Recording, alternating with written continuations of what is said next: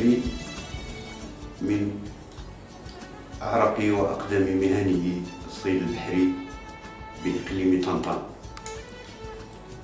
استثمر منذ مدة طويلة في هذا الميدان، إضافة إلى الاستثمار توجه نحو العمل الجمعوي، وبفضله تأسست عدة جمعيات مهنية بهذا الإقليم، وترشح لغرفة الصيد الأطلسية الوسطى بأكادير. ومنذ ذلك الحين، أي من أوائل التسعينات، وهو يغبر سبار العمل الجمعوي المهني إلى جانب العمل الإنساني. السيد الرحمن منذ مدة ليست بالقصيرة طفى إلى السطح مشكل أو على الأصح سوء تفاهم ما بين المجهزين الذين هم أرباب البواخر وبعض، أقول بعض وليس كل، بعض الصناعيين حول قضية توجيه جزء من الكميات المستعرضة من السردين إلى معامل دقيق السمك. هل لكم أن توضحوا لنا مكامن الخلل وحتى مكامن القوة في داخل هذه المعامل التي غالبا ما توجه إليها أصابع الاتهام؟ هذا موضوع مهم ونقطة مهمة، وضروري الرأي العام خصو يعرف بأنه ما يعرف بدقيق السمك ماشي نقولوا أنه راه شر لا بد منه.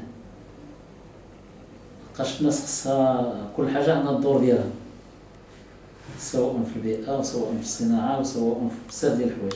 على سبيل المثال نتوما اليوم كتحضروا معنا المراكب ديال السردين، كتعرفوا أن مراكب تقليدية. ملي كنقولوا تقليدية يعني ما كاينش على المتن ديالها آلات للتبريد أو آلات لصناعة التاج أو ما يمكن أن يصبر أو أن يترك الأسماك تبقى في جودة مهمة. بل المراكب ذهبت لتصطاد وفعلا ما لقاش الأسماك ديالها إلا في الحدود ديال مدينة طرفايا. إذا باش يمشي لك مركب ديال السردين حتى لطرفايا ويلقى الحوت، إلا غادي يجيبوا الحوت من تما حتى لهنا، إلا غادي يجي ما يجيبوش، إذا كتقول له ما يخرجش النهار الآخر للبحر يصيد، لأنه ما خديتيش ليه فلوس. يعني باش غادي يبيع هذاك الحوت، باش غيدير السير ديالو، يعني المازوت البحرية، يعني هذاك النهار راه مشى ليه ومشى من ماله الخاص. إذا على الأقل كيخصو يجي ياخذ واخا غير فلوس رمزية اللي غادي تخلص ليه الغازوار باش يقدر يخرج نهار واحد. هذا من جهة. أنا غادي نرجع لدقيق السمك. دقيق السمك راه عنده دوره حتى هو داخل المجتمع المغربي. الدور الكبير أنه هذيك صناعة أو منتوج 100% مغربي، سواء من السمك ديالو أو معدات ديال الفرنسية لومبالاج. إذا هذه كلها، هذا من جهة. من جهة أخرى هو اللي كيلعب واحد الدور مهم داخل الأسواق المغربية، بحيث لولا دقيق السمك لا وصل ثمن اللحوم الحمراء إلى 300 أو 400 درهم، بحيث الدور اللي كيلعب هو كيزود المعامل الأخرى أو الشركات اللي هي كدير تربية الدجاج أو الدواجن،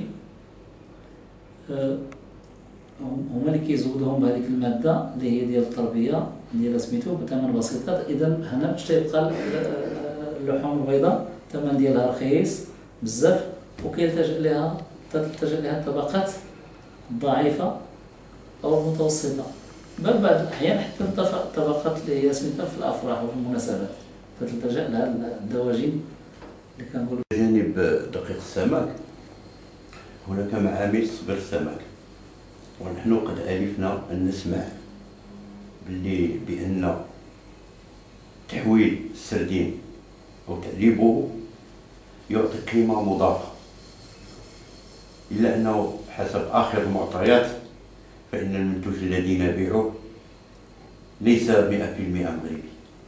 كم يمثل سمك السردين ديك العلبة تاع السردين، وكم هي قيمة نتاع العلبة، وشحال اللي فيها مغربي واللي ماشي مغربي. فعلا غنكمل نقطة هي فيما يخص دقيق السمك ونجي فيه، لأن هذا مهم جدا وقليل اللي كيرد البال هذا. نرجع لدقيق السمك. دقيق السمك و100% الناس ما كتخدمش، هاد المجهزين او ارباب مراكب صيد او بحر ما كيخدموش على دقيق السمك. ملي كيخرج كيقول الله، كيقول انا كنقلب على الحوت اللي غادي نبيعو بثمن. اون فوا كيجي للمرسى كيعرض المنتوج ديالو، ملي ما كيديش عنده مولوزين ديال السمك الصناعي اللي هو خاص بالتصوير، كيبقى يقلب على الماريور او بائعي اسماك تجار الاسماك بالجمله. ملي ما كيلقاش تاجر السمك ياخذ عليه داك الحوت، كيعاود يلتجا ديال التقسيط. ملي ما كيلقاش هذا الحوت باش ما يعاودش يردو للبحر ورجع تلوث على ديال البحر وضد البيئه وهذه هذيك، كيلتجا كيبقى الملجا ديالو الوحيد هو نعمل دقيق السمك، اللي كيبقى اخر نقطه كيوصل لها. انا غادي نجي دابا للسؤال ديالكم واللي هو حتى هو مفيد وخصو يفهموا الناس. السمك اللي كيمشي للمعامل ديال التصنيع بالنسبه لنا حنا كمهنيين بمعنى الكلمه، خصنا ضروري نفهموا المستمع الكريم انه ملي كنبيعوا الحوت للمعامل عندنا واحد الثمن اللي هو فيكس كنكونوا متفقين عليه.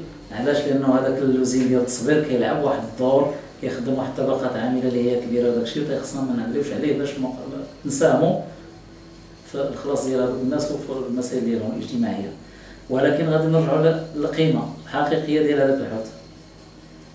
إلا جينا نقارنوه مع دقيق السمك كنلقاو دقيق السمك هو المنتوج ديالنا المغربي 100%، ولكن السمك الاخر اللي كيمشي للبواد الكونسيرف كنلقاو هذاك المنتوج غير ب 10% تقريبا ولا 15%. علاش؟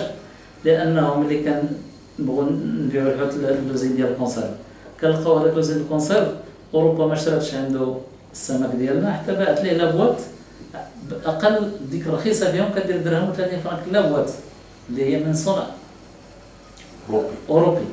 هذه وحده. كنلقاو داك الزيت اوروبي، الا ما جا من اوروبا كيجي من اوروبا الشرقيه من تركيا او من اوروبي. كتلقى هذاك لومبالاج داك الكارطون اللي هو سبيسيال فيه المسائل فيه العلامات ديالهم وداك الشيء جاي الناس بتويدان، كان مرتبط كلشي داك الشيء ترتبط والاثمنه ديالو باهظه، لانه ملي كتقول غير لابوات خاويه كدير درهم و30 فرنك، ودابا راه كاع قالوا لي راه زاد، يعني راه جات تقريبا 50% ها هي مشات بعدا في البلاصه. عاد زيد لها الزيت النسبه ديالو، عاد زيد داك لومبالاج الاخر ديال الكارطون، عاد زيد بزاف ديال الحويجات. اذا هذاك ماشي منتوج 100% مغربي، بل المنتوج المغربي هو هذا. رغم اننا حنا ماشي كنقولوا هكا باش نشجعوا على غير السمك ولا شي حاجه، لا، حنا كنعملوا باش ان شاء الله غدا غدا، رغم انه حتى هو كما قلت راه كاين الايجابيات وكاين السلبيات، كنعملوا باش غدا غدا نقنوا القطاع ديالنا ونجيبوا اقل كميات باش يكون الثمن يطلع وكل شيء، رغم انه غادي يدفع بلاصتو.